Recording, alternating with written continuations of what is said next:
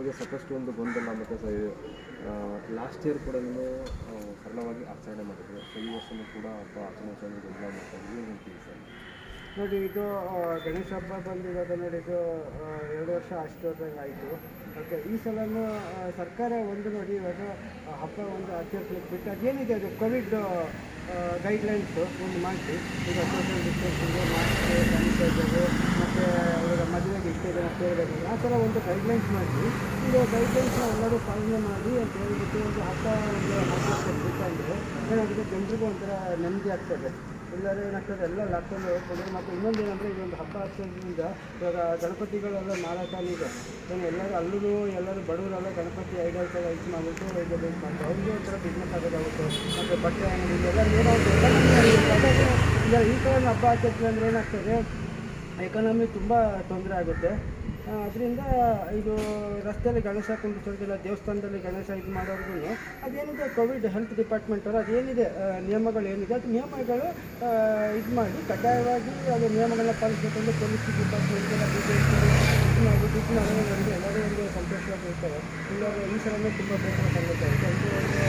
ಎಲ್ಲ ಜನರಿಂದ ಒಂದು ಜನರ ಪರವಾಗಿ ಒಂದು ನಿಮ್ಮ TV9 ಚಾನೆಲ್ ನಾವು ರಿಕ್ವೆಸ್ಟ್ ಮಾಡೋದು ಇಷ್ಟೇ.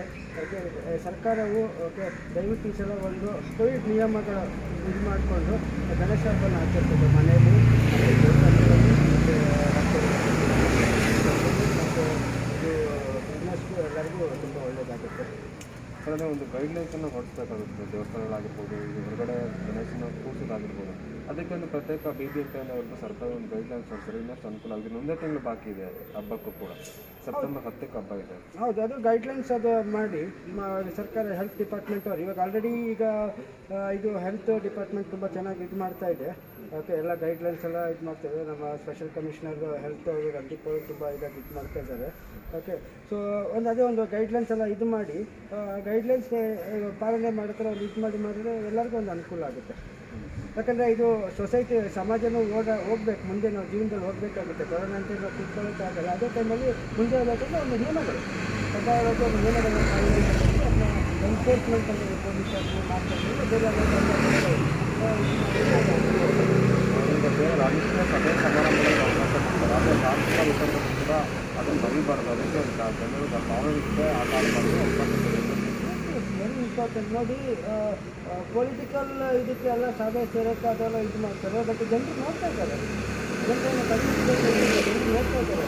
ನೋಡಿ, ಅವರು ರಾಜಕೀಯ ಇದಕ್ಕೆ ಮಾತ್ರ ಎಲ್ಲ ಗ್ರೀನ್ಸ್ಗಳು ಸಿಗುತ್ತೆ. ಬಟ್ ಸಾಮಾನ್ಯ ಜನರು ಮತ್ತು ಅವರ ಒಂದು ಧರ್ಮ ಒಂದು ಇದು ವಿಚಾರ ಬಂದಾಗ ಮಾತ್ರ ರೆಸ್ಟ್ರಿಕ್ಷನ್ಸ್ ಬರ್ತದೆ. ಅದು ಮಾಡಬಾರ್ದು ಸರ್ಕಾರ.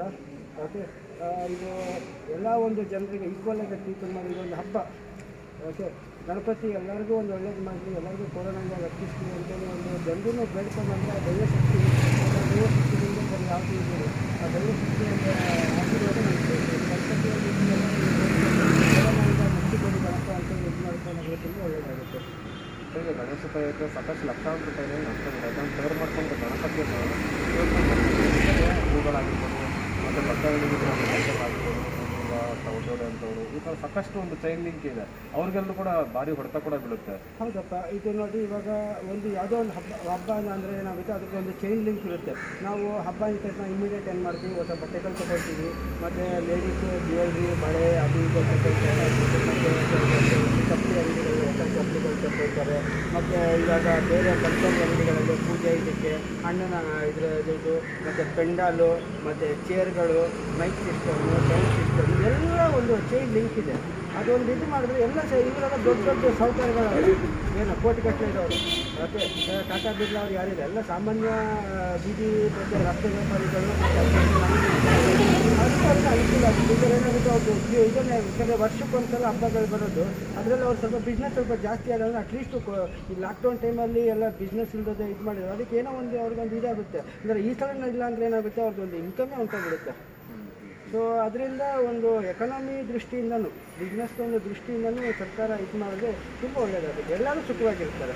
ಅದೇ ಬಟ್ ಏನಂದರೆ ಕಡ್ಡಾಯವಾಗಿ ಕೋವಿಡ್ ಗೈಡ್ಲೈನ್ಸ್ ಇದು. ಇವಾಗ ನಾವು ಹಬ್ಬ ಇದ್ದಂತೆ ಮಾರ್ಕೆಟಲ್ಲಿ ಎಲ್ಲ ಇದೀಗ ಜನರು ಹೋಗಿ ತಗೊಳ್ತಾ ಇದ್ದಾರೆ. ಇವಾಗ ಗಣೇಶ ಹಬ್ಬ ಅಂದರೆ ಏನು ಸ್ಪೆಷಲ್ ಇದೆ, ಅದೇ ಥರ ಮಾರ್ಕೆಟಲ್ಲಿ ಹೋಗಿ ತಗೊಳ್ತಾರೆ. ಏನಂದರೆ ಸ್ವಲ್ಪ ಜನ ಜಾಸ್ತಿ ಬರ್ಬೋದು. ಅದಕ್ಕೋಸ್ಕರ ನೀವು ಬೇರೆ ಬೇರೆ ಕಡೆ ಒಂದು ಗಣೇಶ ಮಾಡೋದಾಗಲಿ ಅಥವಾ ಸ್ವೀಟ್ಸ್ ಮಾಡೋದಾಗಲಿ ಇದು ಮಾಡಿದಂದರೆ ಒಂದು ಇದಾಗುತ್ತೆ. ಅಧಿಕಾರಿಗಳು ವ್ಯವಸ್ಥೆಗಳೆಲ್ಲ ಹಾಕಿ ಡೆಕೋರೇಟ್ ಗೈಡ್ಲೈನ್ಸ್ ಮಾಡಿ ಅಂತ ಹೇಳಿದ್ರೆ ಎಲ್ಲರಿಗೂ ಒಂದು ಒಳ್ಳೆಯದಾಗುತ್ತೆ.